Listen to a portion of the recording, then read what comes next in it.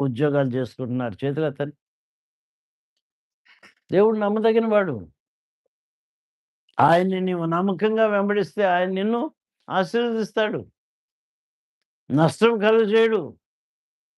చక్కగా చదువుకున్న బిడ్డల్ని తల్లులు చెయ్యి పైకెత్తండి. ఆ! నాకు సగమే కనపడ్డారు. ఇంకా సగం చాలా మందుండారు. ఎందుకో చేతులెత్తట్లా భయమేస్తుందేమో. దేవుని సన్నిధిలో భయపడాలి మనం తప్పు చేయటానికి. సాక్ష్యం చెప్పడానికి భయపడకూడదు. ఆయనకి రావాల్సిన మహిమ, ఘనత, ప్రభావాలు ఆయనకు ఆరోపించాల్సిందే. నిన్ను చూసి ఆయన సంతోషపడాల్సిందే. ఎందుకంటే సంతోషకరమైన అనేకమైన సంగతులు నీ జీవితంలో, నీ ఇంటిలో ఆయన జరిగిస్తూనే ఉన్నాడు. ఆ పరిస్థితులు నీవు అనుభవిస్తూ కూడా నీ దేవుణ్ణి మహింపరచకపోతే దిగులు పడతాడు ప్రభువు. ఇంకొక ఆశీర్వాదం ఇవ్వటానికి వెనకాడతాడేమో!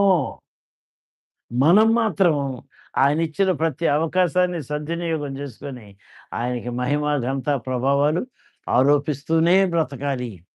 ఆ అవకాశాన్ని జారవిడవద్దు.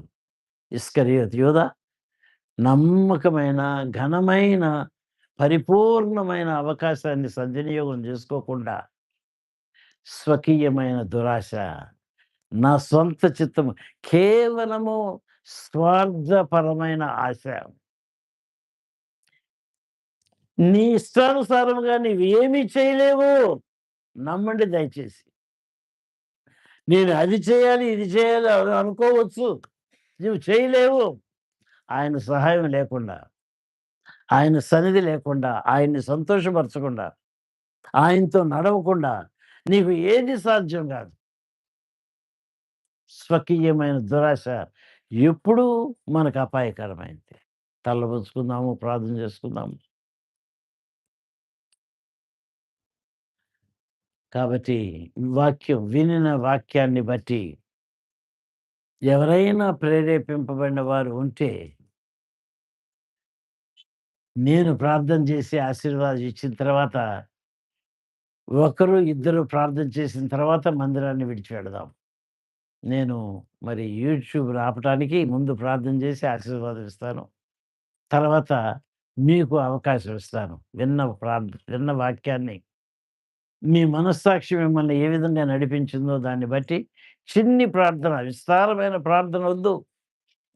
విస్తారమైన ప్రార్థన అంత మంచిది కూడా కాదు. క్షేమాభివృద్ధి కలుగజేసే 2, 3 మాటలు చాలు. ప్రభా! ఇదిగో నాయనా నా జీవితం నీకిచ్చేస్తున్నాను. విన్నాను ప్రభా! నీ వాక్యానికి లోబడతాను అని చెప్తే చాలు. దేవుడు ఎదురు చూసేది ఆ ఒక్క చిన్న మాట. నీకు లోబడతాను. అత్యంత కృప కలిగిన మా ప్రియ పరలోకపు తండ్రి, తీసుకొని వచ్చావు నాయనా. బిడ్డలు చేరారు మా ప్రభా!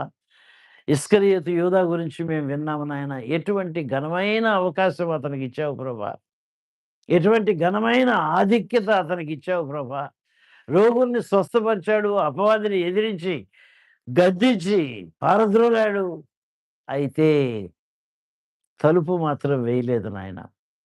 అపవాదికి చోటీయటానికి డబ్బు అనే ఆశ అతన్ని పట్టి పీడించింది. అతడు దొంగ అయి ఉన్నందున, అతని నోట్లోంచి వచ్చిన మాటను బట్టి అతని తలంపులు, ఆశలు ఎట్లనయో చెప్పేశాడు ప్రభా! అతడు దొంగ అయి ఉన్నందున, డబ్బు సంచి అతని దగ్గర ఉన్నందున 300 దేనారములకు ఈ ఈ అత్తరుని అమ్మి బీదలకి పంచేవారం గదా! అంటున్నాడు నాయన. అటువంటి అయోగ్యమైన వేషధారణ భక్తితో మేము గూడా కొనసాగుతున్నాం ప్రభా! ఏదో బీదలకి దాన ధర్మాలు చేస్తున్నామని, ఏదో బీదలకి బట్టలు పంచుతున్నామని, భోజనాలు పెడుతున్నామని మేము అనుకోని సంబరపడిపోతున్నాము. కానీ పరలోక రాజ్యం అట్టాడేది కాదు నాయన. నీ మాటకు లోబడిన వారికే పరలోక రాజ్యం. నీ చిత్తము జరిగించిన వారికే పరలోక రాజ్యం. ప్రభా సహాయం చేయండి. నీ మార్గముల గుండా మమ్మల్ని నడిపించి, నీ సాక్షులుగా నిలబెట్టి, నీ మహిమను భూమి మీద ప్రచురం చేసి, నీవే నమ్మకమైన దేవుడు అని నిరూపించి, నీ ద్వారానే పరలోకపు ఆశీర్వాదాలు అనుభవించొచ్చని చాటి చెప్పి, ఈ లోకాన్ని మా ప్రభా మేమందరము విడవగలిగినట్లుగా మాకు సహాయం చేసి నడిపించి కాపాడమని యేసు పరిశుద్ధ నామమున మిక్కిలి వినయంతో ప్రార్థించి వేడుకొంచు ఉన్నాను తండ్రి. ఆమేన్. మన తండ్రి అయిన దేవుని ప్రేమ